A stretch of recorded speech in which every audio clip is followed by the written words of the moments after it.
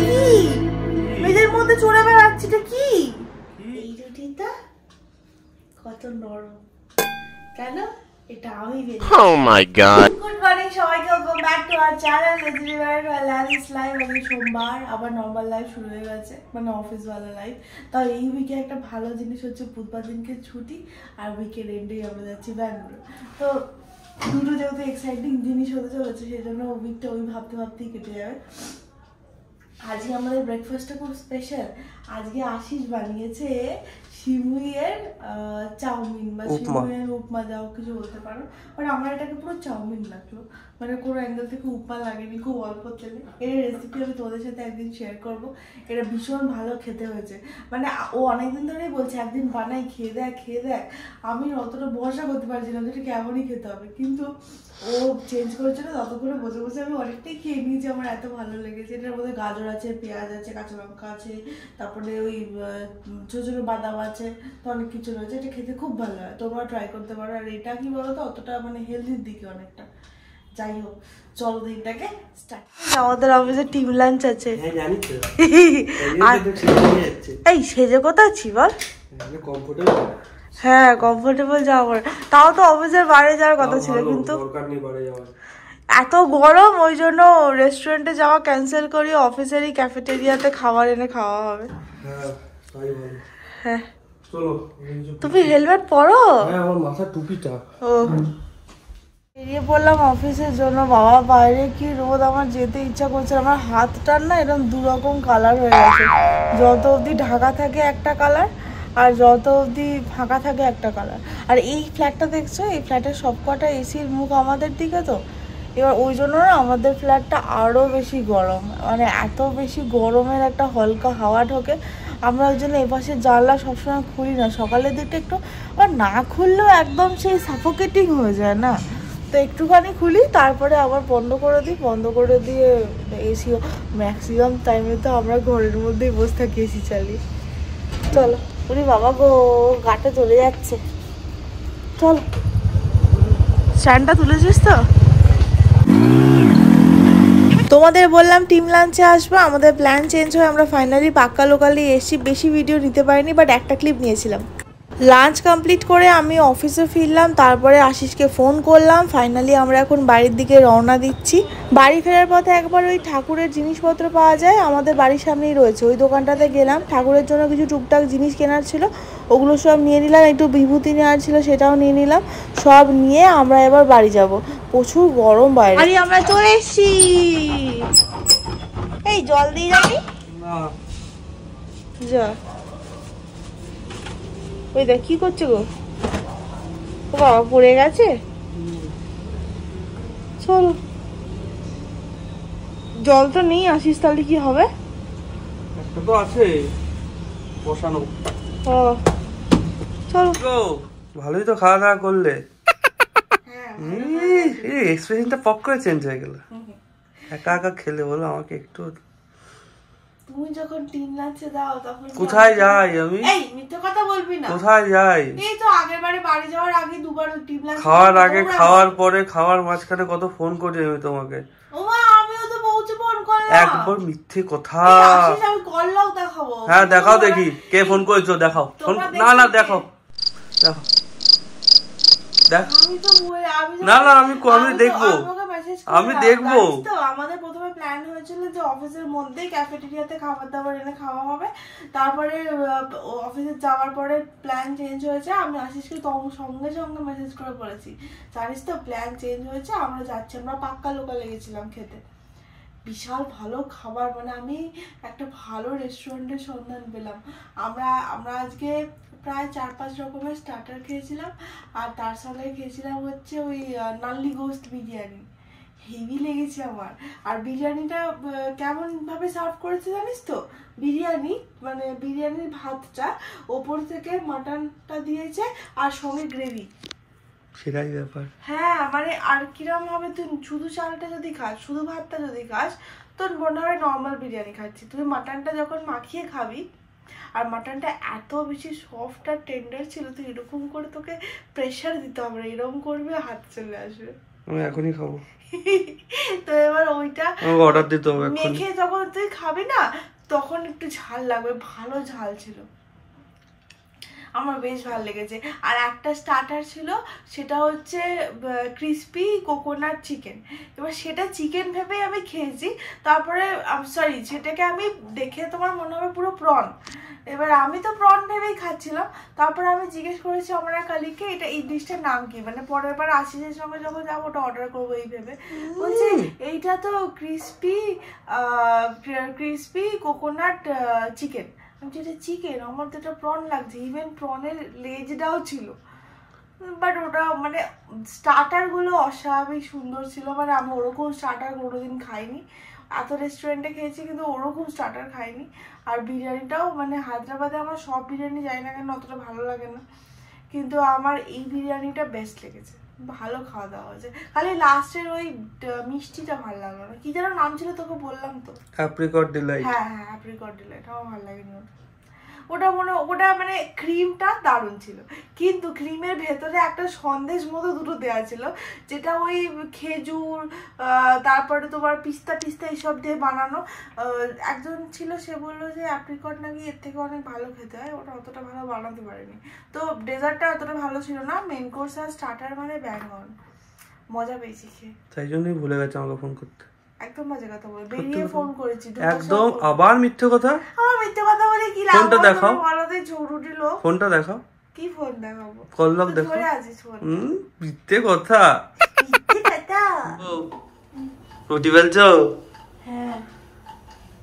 এই অনেক বড় হয়ে গেছে, অনেক বড় হয়ে গেছে, আর করতে হবে না।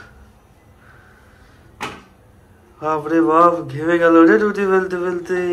প্রচুর গরম পড়েছে, ছোটবেলায় তো এত গরম পড়তো না। ছোটবেলায় তো স্কুল কলেজ পড়েছি, কত সাইকেল চালিয়েছি, কিন্তু এত গরম তো লাগতো না। সত্যি একটু বেশি গরম পড়ছে। তো কলকাতাতে তো শুনলাম কালকে নাকি এক্সট্রিম লেভেলের টেম্পারেচার বেড়ে যাবে, তোমরা বাড়ি থেকে দরকার না হলে বেরিও না। আর বয়স্ক লোকেরা বাড়িতে থাকলে তাদেরকে তো একদমই বার করো না বাবা, আমি বাবাকে ফোন করে বারণ করে দিচ্ছি। আসলে আমার শ্বশুর বাড়িতে অতটা অসুবিধা না, বাজার দোকান একদম মানে হাতের কাছে, বাড়ি থেকে বেরোলেই বাজার। কিন্তু আমাদের বাড়িতেই সমস্যা, আমাদের বাড়িতে আসলে বাজারটা একটু দূর, তো ওই জন্য। আর বাবার তো তোমার হার্টের পেশেন্ট, অপারেশন হয়েছে, ওই জন্য আমি মাকে ফোন করে আরো বেশি করে বললাম। আর বাবাদের তো একই ব্যাপার, একটু কিছু হলে আর বাজার চলে যাই, হাতের কাছে বাজারে টাটকা সবজি পাওয়া যাবে না, সেই টাটকা সবজি পাওয়ার জন্য দূরে যাবে, ওইসব করতে গিয়ে শরীর খারাপ হয়। আমরা দূরে থাকি বাবা, কেউ কথা শোনে না, কেউ কথা শোনে না। আর যত বয়স বাড়ছে তত যেন মনে হয় আরো বেশি কত কম শোনে। আমার কিছু হবে না, আমার বাবা তো বেস্ট, আমার তো রোদে গেলে অসুবিধা হয় না, রোদে গেলে কিন্তু কষ্ট হয় না। সমস্যা তো তোর মাকে নিয়ে, বাবা এবারে হচ্ছে সুগার ম্যান। এটা তোমার ডিনার? হ্যাঁ। লজ্জা করে? করা উচিত। কেন? এটা খেয়ে কেউ থাকতে পারে? আরে আমি দুপুরবেলা অনেক হেভি খেয়েছি, এত গরম পড়েছে আমার কিচ্ছু খেতে ইচ্ছা করছে না। ওটা তো পুরোটাই জল। শসাটা জল? হ্যাঁ। আর আমি জলই খাও। হোয়াট? যাই হোক আমি এইটাই খাও, আমার ভালো লাগছে না খেতে। আমি আজকে ব্যাপারটা হচ্ছে কি বলতে, এই গরমে না আমি বেশি হাবজি খেতে পারি না। আর আজকে দুপুরবেলা অনেকটাই বেশি অনেকটা বেশি রিচ খাওয়া দাওয়া হয়েছে, আমার না মানে মন থেকেও ইচ্ছা করছে না। আমি নেহাদি ও বললেও না খেয়ে শুতে বারণ করছে, ওই জন্য আমি ভাবলাম একটুখানি শসা আর এই তরমুজটা আমি আজকে মানে কি বলবো, ব্রেকফাস্টের পর একটা ফল নর্মালি খাই অফিসে গিয়ে, আপেল থাকলে আপেল নিয়ে যাই। এখন তরমুজ ছিল একটা বড়, ওটা খেতেই আমরা ভুলে গেছি, ওটাকে এই উইকের মধ্যে শেষ করতে হবে। তো ওই জন্য আমি এটা নিয়ে গেছিলাম, কিন্তু আমি আর মানে খাওয়ার সুযোগও পাইনি, তারপর তো চলে গেছি লাঞ্চ করতে, তো ওই জন্য খাওয়া হয়নি। আমি ভাবলাম যে এটা কিন্তু তুই আবার এক্সট্রা করে কাটলি তরমুজ? না ওইটুকুই ছিল। মিথ্যা কথা বলছিস? মিথ্যা কথা বলছি না। তোর খাবার কোথায়? এই তো বসবো। তোর খাবারটা নিয়ে আসি। আপনার খাবার নিয়ে চলে এসে আপনি খেয়ে নিন। আরেকটা জিনিস দেখুন, এই রুটিটা কত নরম। Oh my god. এটা আমি বেলেছি। ভাও খাচ্ছে। এক্ষুনি আমাকে এসে জিজ্ঞেস করছিল রুটিটা কেমন করে বেললে বলো তো, রুটিটা এত নরম হয়েছে, অন্যদিন রুটিগুলো শক্ত হয়।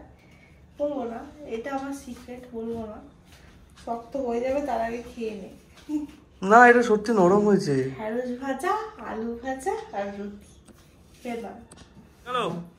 হ্যাঁ, আজকের মতো রান্নারে আমি দোকান তুলতে ভুলে গেছিলাম, তারপরে এসে দেখি কিছু তোলা হয়নি, ওই জন্য এখন আবার তুলছি। এত টায়ার্ড লাগছে না, মানে কি বলবো, দুদিন ছুটি, এত এই গরমের মধ্যে অফিস যাওয়া আসা এসব করে করে আমি আরো ক্লান্ত হয়ে পড়ছি। বাবা, আমার নতুন ব্যাগ না, মানে ব্যাগটা পুরনো, আমি আমার নতুন ব্যাগটাকে রিপ্লেস করে এই ব্যাগটা নিয়ে এখন অফিস যেতে শুরু করেছি। আমার মনে হচ্ছিল আমার একটু চেঞ্জের দরকার, আর ওই ব্যাগটা একটু চশমার সঙ্গে কালারিং ম্যাচ করে এক ব্যাগ। হ্যাঁ, আমাকে আজকে অফিসে কে একটা বললো যে ম্যাচিং, আমরা এটা আমি ইন্টেন্স, আর আমি আবার আজকে সবুজ রঙের একটা ক্লিপও মাথায় দিয়ে গেছিলাম। এই যে আমাকে বলছে যে তুমি ক্লিপ, চশমা, ব্যাগ সব ম্যাচিং করে পরে এসছো। বলবে তো আমি খুব শান্তিতে আছি। কেন? সবুজ পরে এসেছি।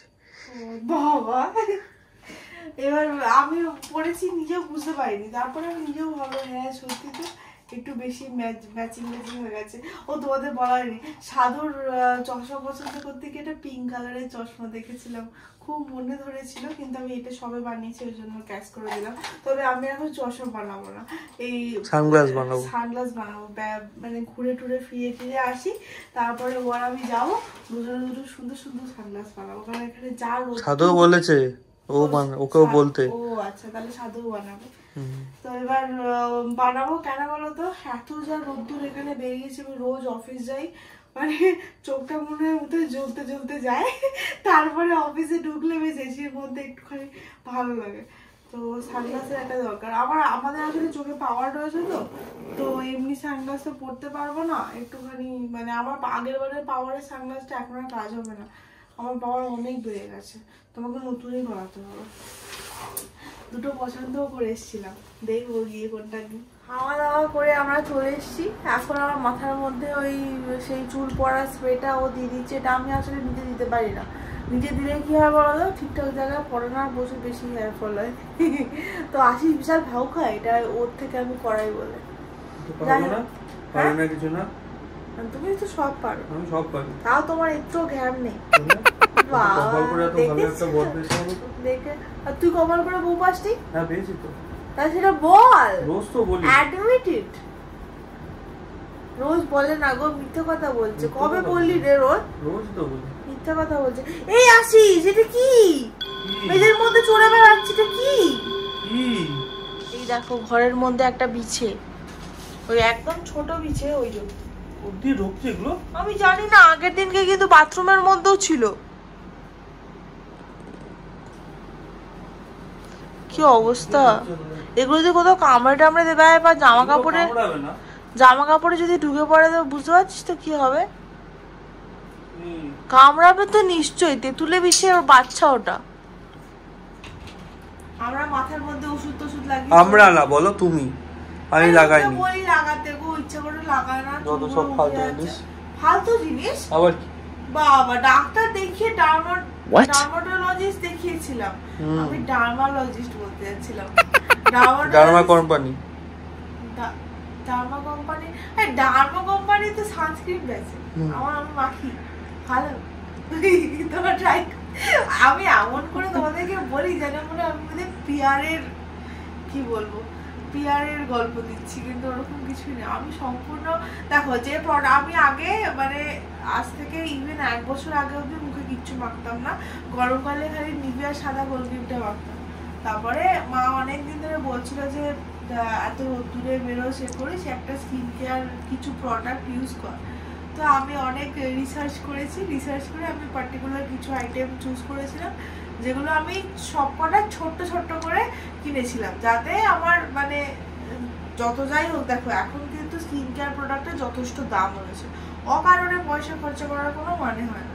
তো আমি সব ছোট কিনেছিলাম, যাতে কি ঠিক আছে খারাপ হলেও মেখে শেষ করে দেবো, অতটা গায়ে লাগবে না।